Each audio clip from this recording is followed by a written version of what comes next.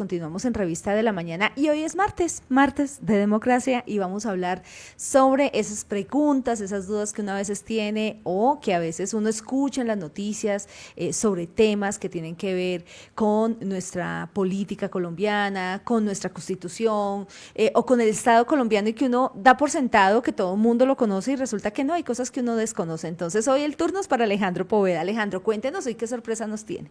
Carolina, muchas gracias por esa introducción y de hecho, pues no lo puedo decir usted mejor, la idea de esta sección es explicar algunas de las normas, algunas de esas regulaciones, por decirlo así, que tiene el Estado colombiano y que determinan de una u otra forma la vida de cada ciudadano y en ese sentido hay que hablar que el próximo lunes 20 de julio es festivo, efectivamente, y es una fecha muy importante porque aunque para la mayoría de la ciudadanía es un día de descanso, de pasear, de ir a conocer, pues para las ramas del poder político en Colombia es una fecha muy importante porque es la instalación del Congreso de la República, ¿no? Es una conmemoración a la independencia, pero también es el inicio a un nuevo año legislativo en el Congreso de la República. Sin embargo, quisimos saber si los ciudadanos conocían efectivamente la razón de esta fecha y por eso, pues, y si salimos a preguntarles de qué se trata el 20 de julio.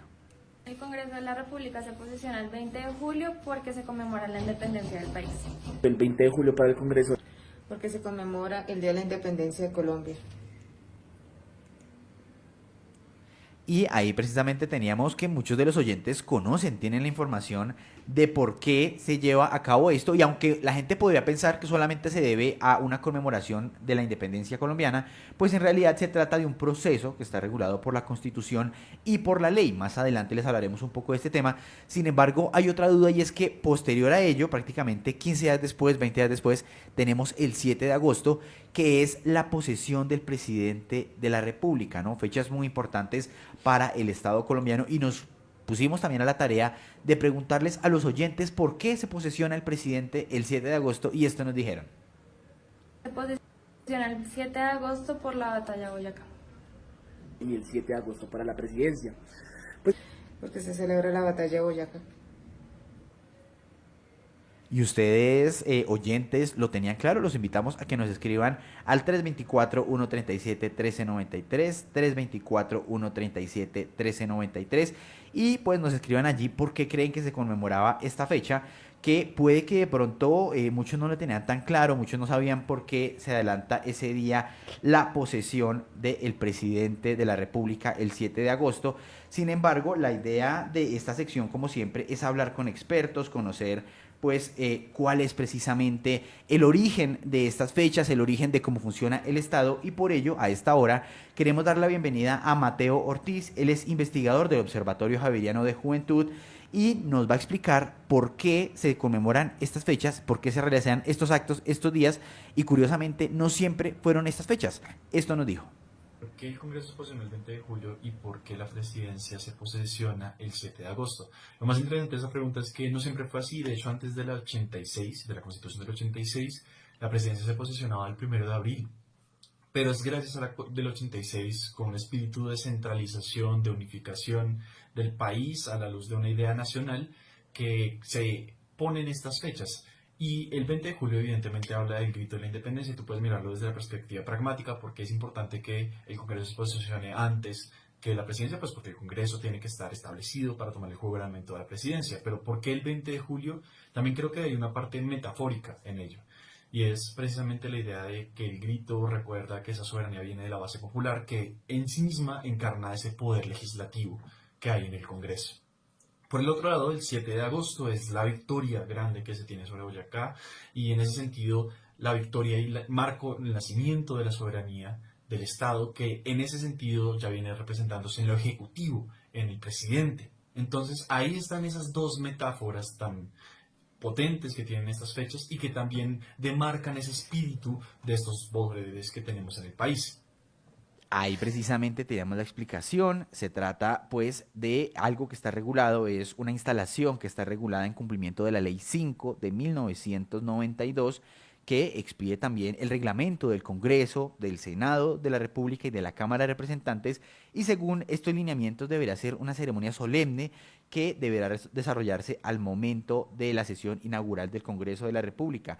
Algo muy importante es que además de posesionarse los nuevos congresistas, también se establece la mesa directiva, que está integrada por un presidente, 2 vicepresidentes, un secretario general, y el cargo más importante es el del presidente de cada cámara, ¿no? Tanto Senado como Cámara, ya que quien lo ocupa tiene amplias facultades de conducción de los debates, la organización de la agenda legislativa y la representación institucional. De igual forma, el 7 de agosto pues, es el día que el presidente toma posesión después de esas elecciones que tuvieron lugar hace algunas semanas y inicia formalmente esa administración de 4 años. Importante también hablar en el tema del Congreso que son 4 años en los que los congresistas estarán allí legislando y cada año está compuesto de 2 legislaturas, primera legislatura y segunda legislatura, que se divide en 6 meses, ¿no? 6 meses, los primeros 6 meses del año y los segundos 6 meses del año. Sin embargo, también tenemos una duda muy recurrente últimamente y es que en medio de lo que ha sido esta última elección presidencial,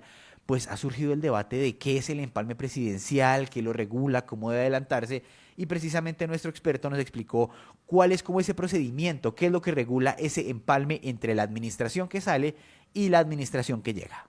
Bueno, y ahora, ¿cómo funcionan los empalmes presidenciales? Es un proceso complejo, muy importante, pero que está amparado.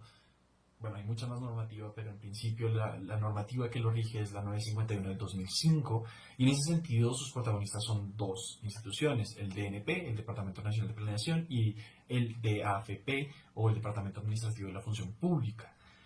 Esto comienza entonces a tomar cuerpo a la luz de 3 grandes momentos. El primero es de preparación. Antes de que sean las elecciones, ya el gobierno saliente tiene que comenzar a hacer unos informes de gestión que estructuran el estado actual de cada una de las carteras del gobierno a la luz de sus ministerios.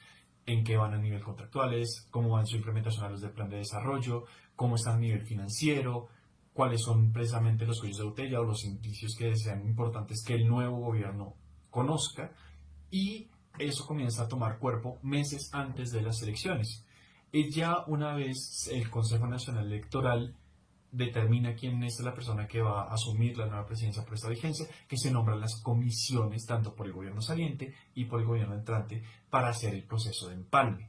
En este proceso, el gobierno saliente presenta sus informes de gestión y el gobierno entrante, a través de sus comisiones, comienza a identificar cuáles serían esos alertas tempranas, cuáles serían esos momentos importantes o decisiones que se tienen que tomar los primeros 100 días de gobierno.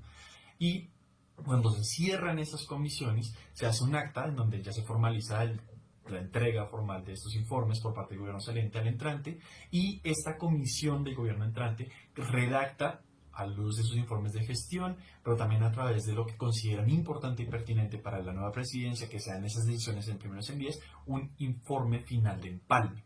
Ese es un documento que ya tiene que ver con una característica mucho más política, que son recomendaciones ya directamente al presidente sobre cómo debería orientar su gestión en estos primeros 100 días, con miras también precisamente a la estructuración del Plan Nacional de Desarrollo. Entonces, digamos que ese es el conjunto de procesos que pasan en este informe de empalme y cómo se diferencia también en esos 2 momentos, el informe de gestión que hace el gobierno saliente y cómo lo asume y lo traduce en un informe de empalme la comisión del gobierno entrante. Esa palabra empalme ha estado muy presente en el debate público durante las últimas semanas, precisamente en medio de lo que es la transición de la administración del presidente Gustavo Petro a lo que será la administración del nuevo presidente Abelardo de la Espriella. Sin embargo, es importante señalar y recordarle a los oyentes que no es un procedimiento al azar, no es un procedimiento, digamos, de voluntades, sino que hay todo un escenario, hay una maquinaria, por decirlo así, hay una estructura que establece cómo debe adelantarse ese empalme con el fin de que las entidades puedan establecer cómo encuentran hoy por hoy las instituciones, cuál es el paso a seguir en temas de contratación, en cuanto a visión quizá también de las entidades, y que el país pueda seguir avanzando, ¿no? No que haya como una ruptura, por decirlo así, institucional entre una y otra administración, sino que se pueda seguir construyendo sobre lo construido. Ahí teníamos precisamente la declaración de Mateo Ortiz, él es investigador del Observatorio Javeriano de Juventud, quien muy amablemente nos acompañó en esta sección de Martes de Democracia, Carolina. Qué buen dato, qué buen dato. Ahí está entonces porque el Congreso se instala el 20 de julio. Dice que también es en cumplimiento a la Ley 5 de 1992. Es una fecha que marca el inicio del primer periodo de sesiones de cada año y tiene alta carga simbólica por coincidir con el Día de la Independencia, honrando la democracia y la soberanía popular. Esa es la relación. Ley 5 de 1992, como lo explicaba antes, no era así. Antes, en la Constitución del 86, de 1886, sí, Casi es 100 bueno. años, o sea, la Constitución duró vigente 100 años, alguito. Alguito, sí, 100 años, 105 años. 105 años. 105 años. Inclusive recuerdo que en una entrevista, no me acuerdo con quién era, que hablábamos el tema de que una de las constituciones más sólidas, ya me acordé, con Javier Garay, cuando estuvimos hablando, estábamos hablando del tema de Perú con el internacionalista, y él decía que en el caso de Colombia, Colombia tuvo una de las constituciones más sólidas, porque duró más de 100 años. Claro que tenía, pues obviamente en 100 años se desactualizó muchas cosas, además sí hubo un montón de leyes después, pero había que actualizar otras tantas. Entonces, en ese caso, la Constitución de 1886, pues sí tenía otras fechas para la instalación del Congreso. Después de la Constitución del 91 se empiezan a crear leyes. Es que es bueno tener en cuenta eso, la Constitución marca como las pautas de lo que se debe hacer y con base en eso se empezaron a crear leyes para poder reglamentar lo que decía la Carta Magna, y una de esas leyes es la Ley 5. Es que de las primeritas, porque 5, ahora va la ley números, los números de las leyes ya va súper avanzado por allá en 1200 y tanto. Pero entonces la Ley 5 dice eso, entonces que el 20 de julio sea la instalación del Congreso. Y no solamente es la posesión de los congresistas, sino también que este acto conmemorativo se convierte en un termómetro político, por decirlo así, en donde se evidencian esas mayorías, las alianzas, las tensiones también entre los diversos partidos, y pues eso va a marcar la hoja de ruta de lo que va a ser el país durante los próximos 4 años, ¿no? Allí habrá que ver, cuál va a ser la maniobrabilidad que tendrá el gobierno para sacar adelante proyectos, para presentar proyectos, para hacer oposición, y también pues para plasmar, por decirlo así, esa visión del país que se propuso durante la pasada contienda electoral. Y hay un datico adicional hablando del 7 de agosto, hablando de la batalla de Boyacá, que porque el presidente se posesiona el 7 de agosto, dice que la Constitución no exige una fecha exacta, pero se institucionalizó esa fecha, eso sí hace mucho más años, desde 1888, cuando Carlos Holguín tomó esta fecha para la posesión del presidente y se quedó así, se quedó así, ya no hubo más como reglamentación sobre el tema, y el 7 de agosto finalmente es la fecha entonces para donde se posesiona el presidente de la República, y coincide obviamente con la batalla de Boyacá, pero hace mucho tiempo, 1888, se habló la primera vez de una posesión de un presidente en esta fecha.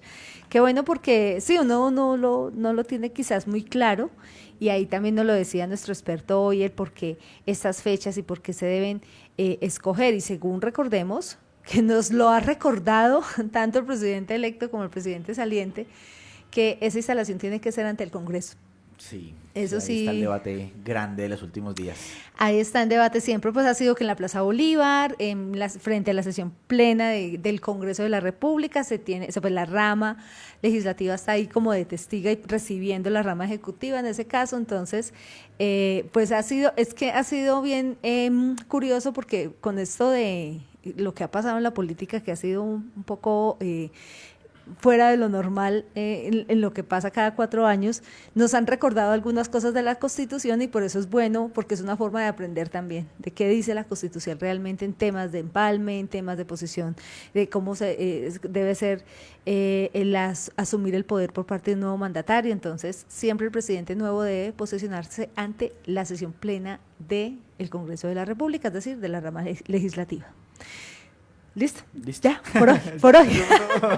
Bueno, eso es lo bueno de la sección de democracia, oyentes. Si ustedes de pronto tienen dudas o quieren preguntar algún tema, venga, para mí, ¿qué significa esto? Alguna de estos temas políticos y estas noticias, lo que les digo, nos despiertan ese interés de conocer un poco más nuestra Constitución y nuestro Estado colombiano. Si ustedes, oyentes queridos, tienen dudas, quieren hacer su aporte también sobre esta sección, Escríbanos, déjenos su mensaje y nosotros luego tomamos esas preguntas y las convertimos de una manera pedagógica en esta sección de democracia.